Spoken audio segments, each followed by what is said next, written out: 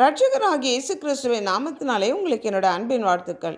இன்றைய நாள் தியானத்துக்காக தேர்ந்து கொள்ளப்பட்ட வேத வசனம் சங்கீதங்களின் புஸ்தகம் 33வது சங்கீதம் 18, 19 ஆகிய வசனங்கள்.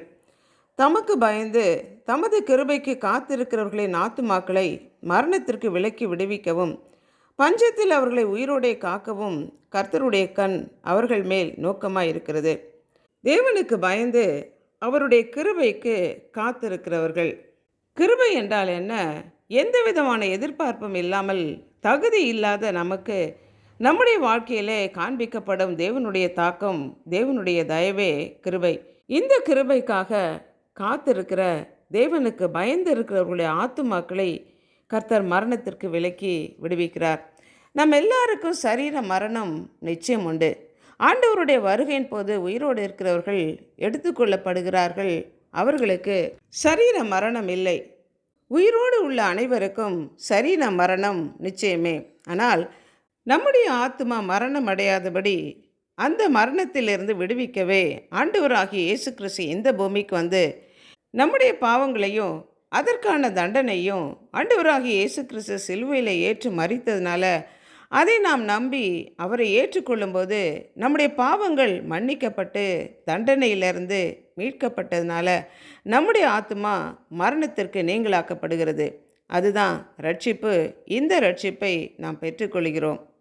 ஆத்ம மரணத்திலிருந்து மாத்திரம் விடுவிக்கிறவரல்ல, பஞ்சத்திலே அவர்களை உயிரோடே காக்கவும் கர்த்தருடைய கண்கள் அவர்கள் மேல் நோக்கமாக இருக்கிறது. அப்படின்னா சரீர மரணம் அடையாதபடி, பஞ்சத்தினாலே நாம் மரித்து போகாதபடி கர்த்தர் நம்மை அந்த மரணத்தினின்றும் நம்மை நீங்களாக்கி விடுவிக்கிற தேவனாக இருக்கிறார்.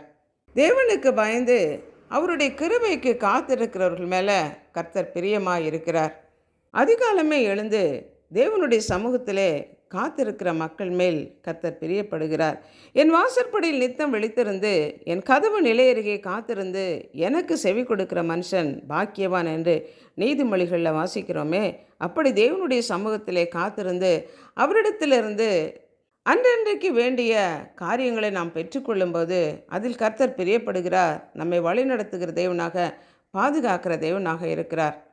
நம் தேவனுக்கு பயந்து அவருடைய சமூகத்திலே அவருக்காக காத்திருக்கிற அனுபவம் உண்டா? அப்படி காத்திருக்கிறோமா என்று நம்மை நாமே யோசித்து பார்ப்போம். ஜெபிப்போம்.